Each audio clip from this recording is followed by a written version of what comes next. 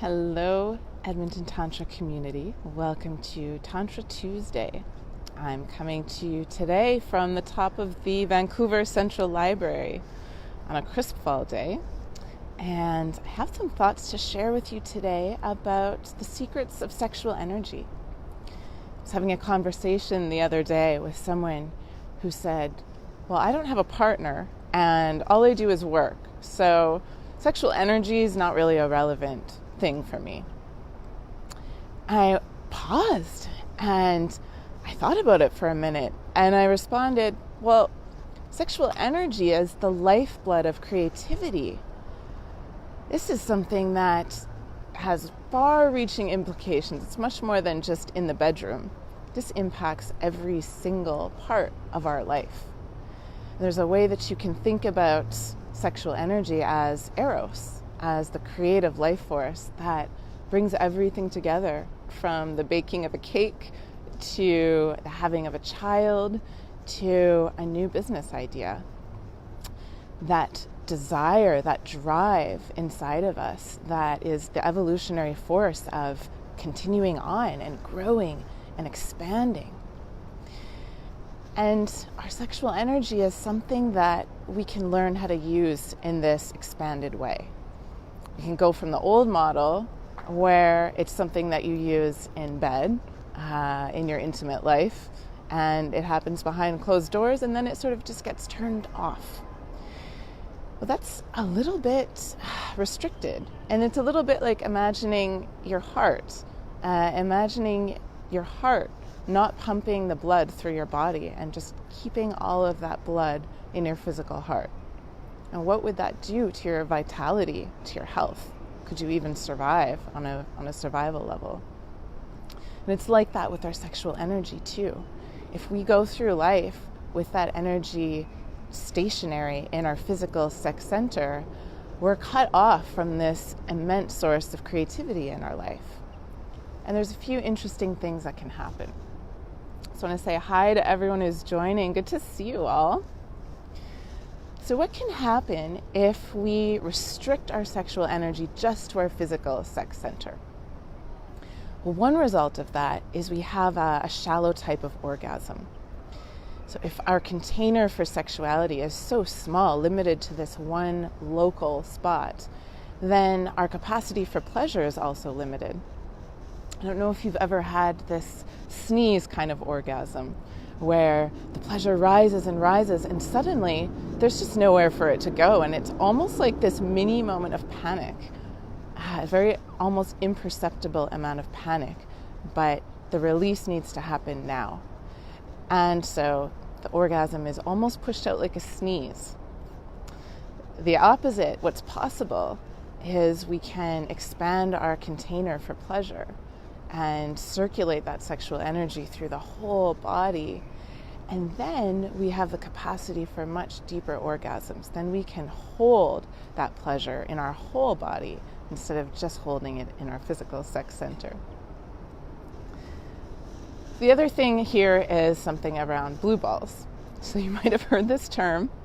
It's what happens to men when there's an excitement and then everything stops. And for whatever reason, there's no way forward. And so this pressure can build in the sex center and it can be very uncomfortable. Well, that's only if your sexual energy is stuck in that one area of your body. If you know how to circulate that through your whole body, you can turn on a dime and transform that energy into something else that the moment is calling for. You can transform that energy into heart energy and transmit a really unconditional acceptance of your partner. And that's going to be stronger because it's coming from your sexual energy. Rather than feeling that frustration of not being able to continue in the direction that was started. So the other thing that can happen is we can start to feel like our sexual energy is running the show. There can be compulsive behavior, addictions, a general feeling of not being the one in charge. Anytime energy is blocked in the body, it gets more dense. It starts to impede the natural flow of energy that naturally occurs in our system. And sexual energy is no different. So if this energy is stuck in the sex center, it can start to take on a voice and a life of its own. And we can run into situations where we're not feeling fully aligned in our expressions of our sexuality. So those are some of the challenges. What are some of the perks of being able to circulate this energy through our system?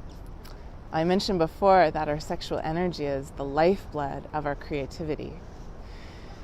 And so you can learn how to harvest that and cultivate that and have a practice of bringing that through your whole body. Just like your heart pumps your blood through your whole body, you can use meditation and visualization and specific tantric techniques to circulate your sexual energy through your whole body.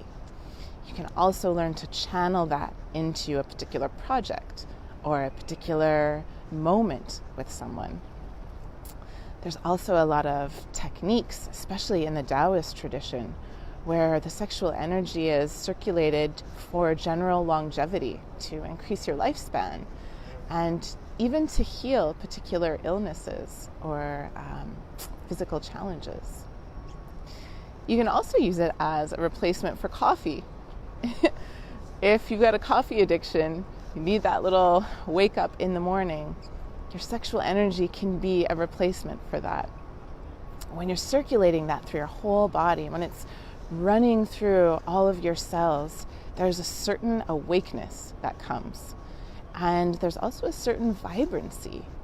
It's a way to change your state. So when your sexual energy is circulating through your whole system, you're seen differently by the world. Your actions have more potency to them. And there's a sense of enjoying the moment much more. Moments that are basic are suddenly more exciting. And the trick with all of this is that it's an inner game. There can be a fear. I know I was afraid of stepping into this because, well, what if suddenly I am just very flamboyant in my sexuality and I don't have control of it, and I don't want to be going out and just having sex with everyone all the time. So there's a temptation to sort of lock that down, keep it under wraps. But this is an inner game. So you can be walking down the street and you can be fully circulating that energy inside yourself through your whole body, but not necessarily engaging, not even flirting with anyone around you. You'll just show up as a very confident, a very vibrant person. You won't necessarily have a sexual vibe to people around you. So this is just a little taste of the broader implications of our sexual energy. And if you'd like to experience some of this for yourself, I hope that you'll join me on October 6th, where we do the Tantra 101 in Edmonton. And I'll be back in Edmonton for a month. So there's a couples course coming up as well. And whoever you are watching, there's something for you. So feel free to reach out to me. As always, I'm happy to take any questions. And really good to see all of you here today. Thank you so much. Have a good night.